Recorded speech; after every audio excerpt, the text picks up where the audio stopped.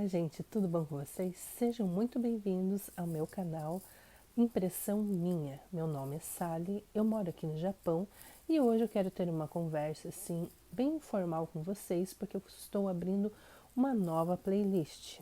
Finalmente eu quero abordar um assunto que eu gosto muito e que eu ainda não tinha abordado aqui, porque a proposta do canal, a princípio, é falar sobre as notícias que são destaques na mídia japonesa. E o Brasil aparece bastante até na mídia japonesa, né? Bem, aqui no Japão é verão e está um calor de 40 graus, não se assustem, né, de eu estar aqui suando, apesar de estar fresquinho aqui na sala. E eu quero falar sobre essa minha abertura, né, dessa nova playlist aqui no canal Impressão Minha. Tem um assunto que eu gosto muito de estudar e de acompanhar e também de falar, que é sobre política.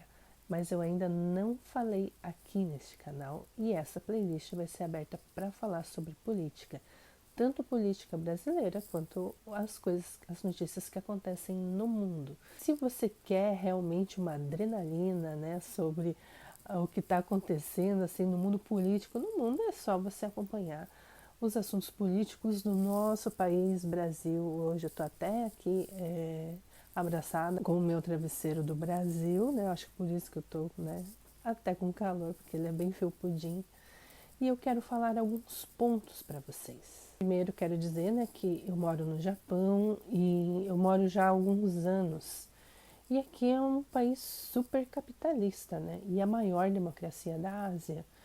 Então, e aqui a comunidade, se quiser, também pode votar, né, para presidente.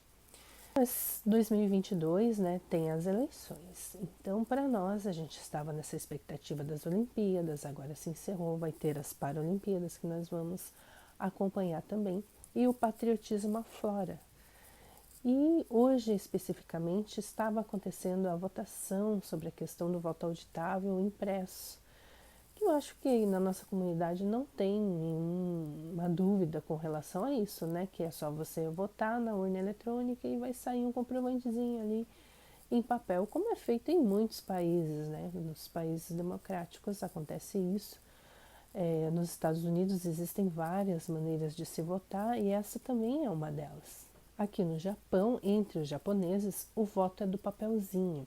Aí vai dizer, nossa, mas a maior democracia da Ásia, um dos países mais capitalistas selvagens do mundo, vota de papelzinho, que retrógrado, né? Mas lembrem, nós temos uma vizinha grandona aqui, vermelha, do nosso lado, que sabe muito bem usar e invadir, né, as informações que ela quer. E informação hoje não é só dinheiro, informação hoje é poder. E a nossa vizinha grande ali, tem uma outra vizinha do lado ali, né, mas também robusta, né, que também sabem muito bem o valor da informação. Então aqui sempre tem invasões em aplicativos, invasões em um monte de coisa, né, é muito avançada essa questão. E aqui o voto entre os japoneses, né, é no papelzinho. E esse negócio de passaporte verde, de vacina e de um monte de coisa também não tem. Pode ser que eles implantem, porque parece que os japoneses estão mais tranquilos em relação a isso. Porque também os japoneses têm o passaporte mais poderoso do mundo. Mas aqui preza muito a liberdade individual. Para tudo, para tudo. Eu fui me vacinar, né, contra o coronavírus e, nossa, é assim, privacidade total, né, em relação aos dados, né? Mas entrando no assunto, né, do que está acontecendo no Brasil, hoje foi votado contra esse voto auditável, né, onde você vai votar na urna e vai sair o papelzinho para depois ter uma audição, né, ter como você conferir no voto do papelzinho, no voto na urna eletrônica, para ter uma comprovação, né, mais uma camada de transparência em relação ao voto, porque houve muito problema com os votos lá nos Estados Unidos, justamente porque lá é tão democrático que se vota de muitas formas. Pode votar, dependendo da cidade, do estado, pode se votar por correspondência, pode votar levantando a mão, votar no papelzinho, votar na urna eletrônica. Então lá é muito, muito democrático. E houve uma confusão e até hoje está essa confusão lá. E eles estão andando daquele jeito, né? E aí foram querer fazer, né? O governo foi querer fazer, trazer mais essa transparência, que eu não acho, né, nada demais na questão disso, só ia ter mais um pouco de trabalho para os mesários dentro da fiscalização. E já muitas mídias já relatam que já os candidatos, certos candidatos já ganharam, então acho que não tem nenhum problema, né, com respeito a isso. Mas, para entrar dentro do assunto de hoje, eu quero dizer que eu já andei olhando um pouco o que os youtubers estão falando, a mídia da direita está falando, e eu quero dizer para vocês o que a direita está errando.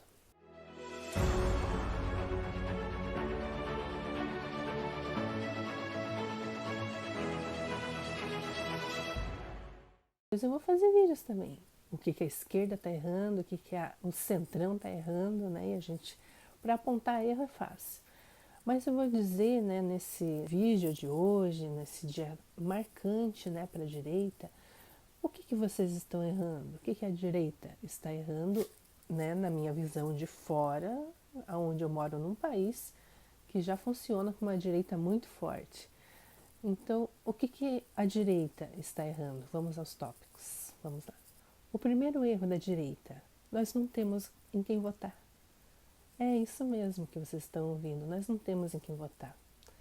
O presidente do Brasil, pela primeira vez, né, nesse novo governo aí, ele está praticamente sozinho, né? Não existem candidatos ou pessoas que queiram se candidatar, que queiram sair de trás das câmeras para realmente ir lá no lamaçal, levantar as mangas e pegar, né, no pesado, né? Arregaçar as mangas e pegar no pesado. Não tem candidatos da direita. Então, no que está errando? Se o Congresso não tiver o equilíbrio de poderes, vão mais 4 anos, mais, né, 8, 12, o que for, vai ficar patinando. Vai ser mais uma geração que vai preferir estar fora do Brasil, como eu, do que estar no Brasil ali ajudando. Por quê? Porque não tem em quem votar. Então esse é um dos grandes erros da direita, coisa que o centrão soube usar muito bem, né? As pessoas, alguns candidatos, como o MBL, né? Eles fizeram eles fizeram toda uma estrada, né? Eles não estão conseguindo pavimentar, mas eles fizeram toda uma estrada. E ali a imagem deles, eles não eram só youtubers, eles eram candidatos. E eles falavam coisas que o povo queria ouvir, coisas que o povo desejava. Eles conseguiram, né, ter votos, e votos expressivos. Agora, se for falar assim com as pessoas que falam, né, sobre a direita, que falam sobre essas pautas conservadoras, aí você vai perguntar para elas, mas você vai se candidato, você vai sair dessa cadeira aí de ficar falando, né, com tanta veemência, que até parece um político, e eu posso votar em você? Elas, não vou entrar naquela corja, não vou entrar naquele covil, né, de lobos. Tá, então depois não adianta vir de novo na sua poltrona, né, com todo o seu sedentarismo e acusar o povo que não sabe votar. Primeiro erro da direita: não tem em quem o eleitor votar. Então, já que você é tão veemente para falar, né, tão corajoso que às vezes foge até para o exterior, né, para poder continuar com a sua coragem, tira o seu traseiro sedentário da sua poltrona, já que muitos desses youtubers já estão lá em Brasília, tira a sua vontade de falar bonito e seus versos e suas teorias da conspiração e se candidata, pô.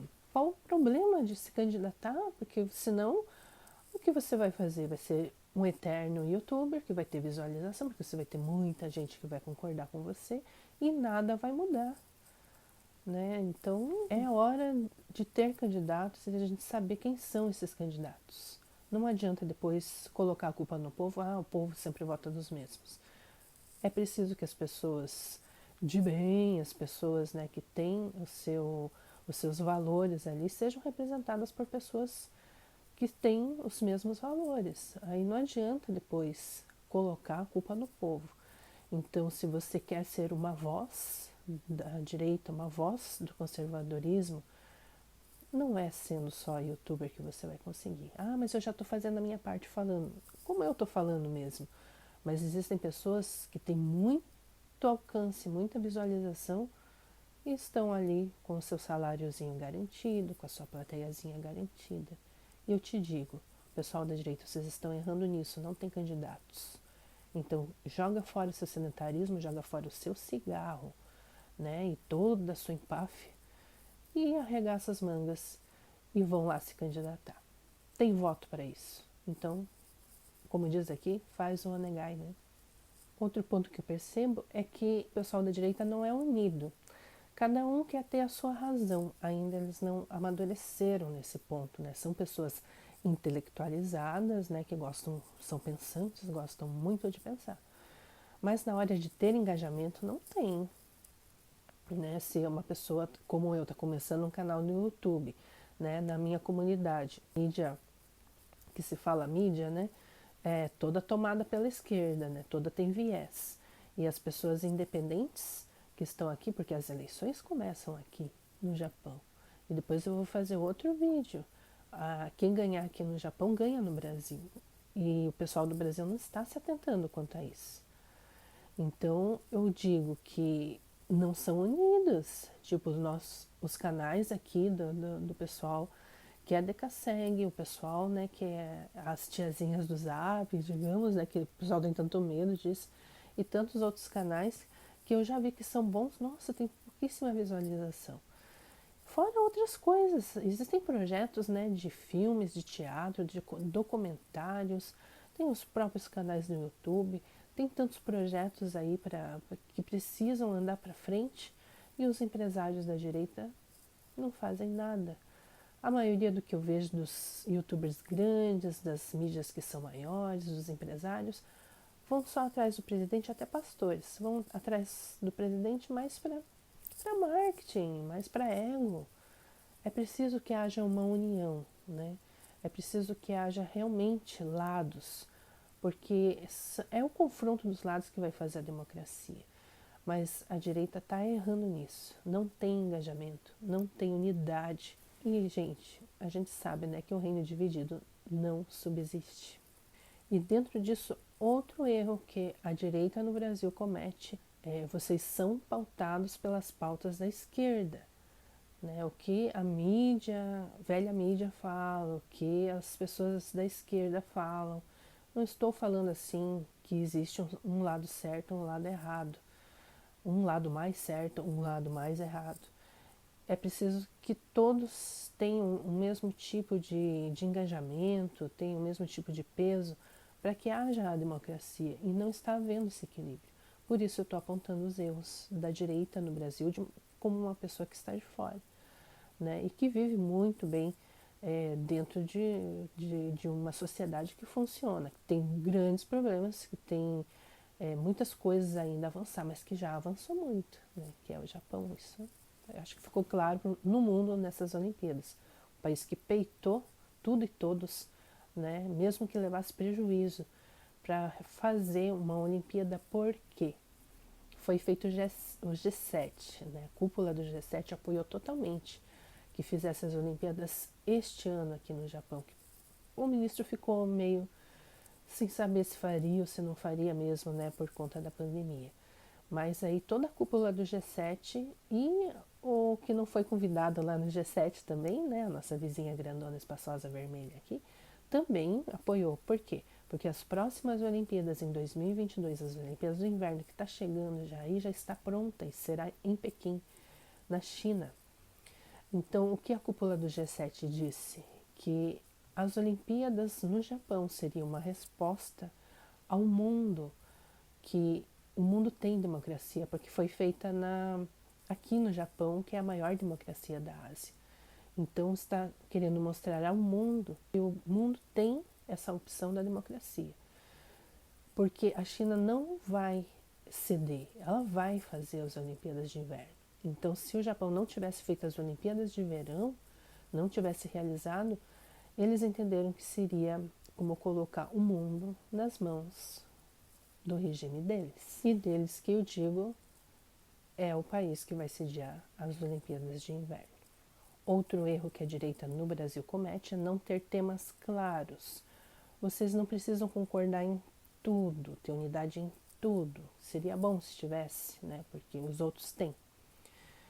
Mas vocês não têm temas claros. É preciso que haja temas claros, né? Quais são as pautas? Ah, é isso, isso e aquilo. Então, tenham temas claros e falem claramente sobre isso. É o voto auditável? Tudo bem, então fala sobre isso. Mas e as outras coisas? Falem sobre isso. Nós queremos ver, desde a previsão do tempo, né, até as notícias de crime, notícias políticas, da Bolsa de Valores, sem viés nenhum. Porque eles fazem desde o programa infantil até o programa adulto, tudo com viés, tudo enviesado. Então, é necessário, né, que a direita tenha temas claros para as pessoas, né, e pessoas de todos os níveis. E uma das coisas também, a igreja também precisa falar sobre política. Eu não entendo o porquê essa resistência, né, que muitos têm sobre isso, e muitos que eu falo são os líderes, não a igreja, né? Os líderes, eles precisam parar com esse negócio de ir para extremos, né? É preciso que haja maturidade para falar sobre política, porque a política envolve a nossa vida desde que a gente nasce. Então, isso pauta a nossa liberdade, ou não, né? Ou a falta dela. Eu não sei o que precisa, né, para acordar, para ver que o assunto política é importante em todos os níveis. E por fim, né, está circulando um vídeo do ministro Barroso que falou uma frase muito alinhada com o José Dirceu, né? Ele disse que eleição não se ganha, eleição se toma. O Brasil está tomando, né, gente, muito da água dessa corrupção toda. Então não está havendo equilíbrio de poderes. Se não há equilíbrio de poderes, não há democracia. O golpe já foi dado, né?